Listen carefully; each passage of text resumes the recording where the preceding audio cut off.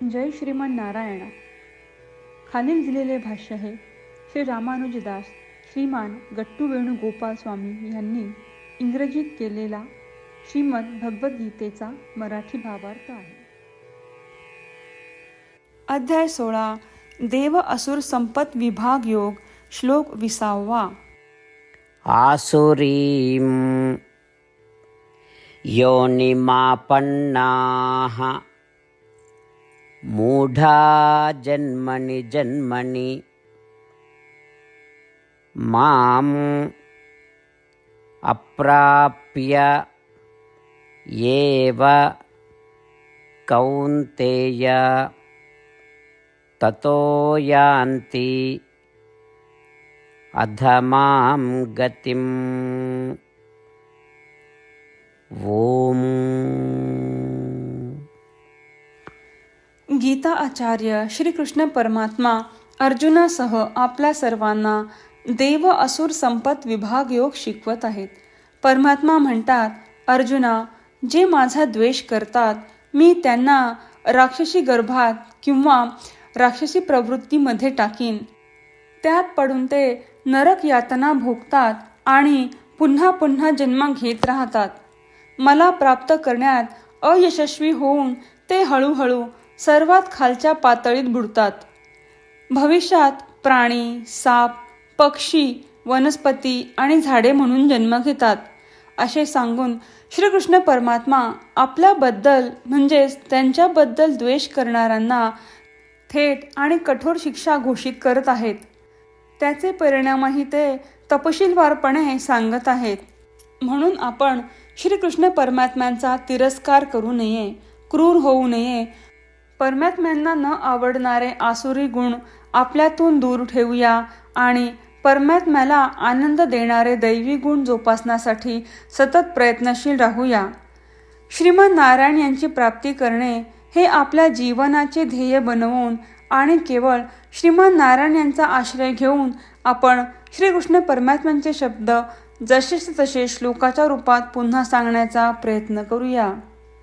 आसुरीं योनिमापन्नाः मूढा जन्मनि जन्मनि मामप्राप्यैव कौन्तेय ततो यान्ति अधमां गतिम्. श्रीमद भगवद्गीतेचे संपूर्ण सार श्रीकृष्ण परमात्म्यांनी अध्याय 18 श्लोक 65 ते 70 मध्ये 8 गोष्टी करण्यासाठी दिल्या आहेत. श्रीकृष्ण म्हणतात, जे या 8 गोष्टींचे पालन करतात ते मला आवडतात. मी त्या भक्तांचे सर्व प्रकारे रक्षण करीन.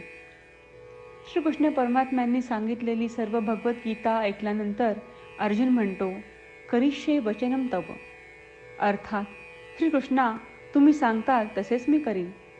म्हणूनच श्रीकृष्णांनी अर्जुनाला सर्व प्रकारचे यश आणि विजय बहाल केले आहेत. परमात्म्याला आपले वचन देऊया की आपण या 8 क्रिया पाळू. परमात्म्याला हा शब्द देण्यापेक्षा मोठी कोणतीही पूजा, तप, यज्ञ नाही.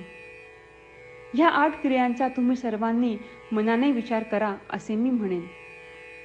अशा प्रकारे आपण श्रीकृष्ण परमात्म्याला आपले वचन देत आहोत. आपण सर्वांनी श्रीकृष्णाच्या चेहऱ्याचा आनंद आणि सुख अनुभवूया. जय श्रीमन नारायणा. या 8 क्रिया खालीलप्रमाणे आहेत. हे श्रीमन नारायणा, तुम्ही सांगितल्याप्रमाणे मी नेहमी तुमच्यावर चिंतन आणि विचार करीन.